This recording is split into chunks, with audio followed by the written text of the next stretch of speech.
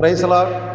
கர்த்தாவே தோத்திரம் என்று இந்த புதிய நாளில் நாம் தொடங்குவோம். ரோமர் எழுதின நிருபம் 13ஆம் அதிகாரம் 14வது வசனம் சொல்லுகிறது, துர்இச்சைகளுக்கு இடமாக உடலை பேணாமல் இருந்து கர்த்தராக இயேசு கிறிஸ்துவை தரித்துக் கொள்ளுங்கள் என்று சொல்லி பார்க்கிறோம். நம்முடைய வாழ்க்கையில கிறிஸ்து இயேசுவை சிந்தை செயல்கள் எல்லாம் கர்த்தராகிய இயேசுவையே நோக்கி இருக்கும்போது நாம் அவரை தரித்திருக்கிறோம் என்று அர்த்தம். ஆத்துமாவை பாதுகாக்கும்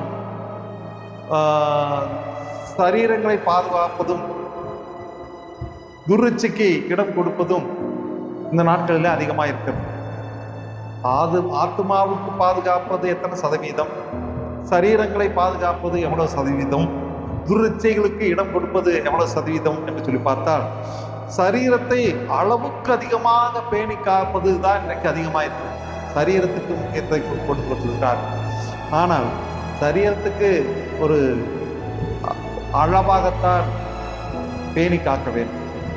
சரீரங்களை துர்இச்சைக்கு பயன்படுத்துவதையும் கட்டுப்படுத்த வேண்டும்.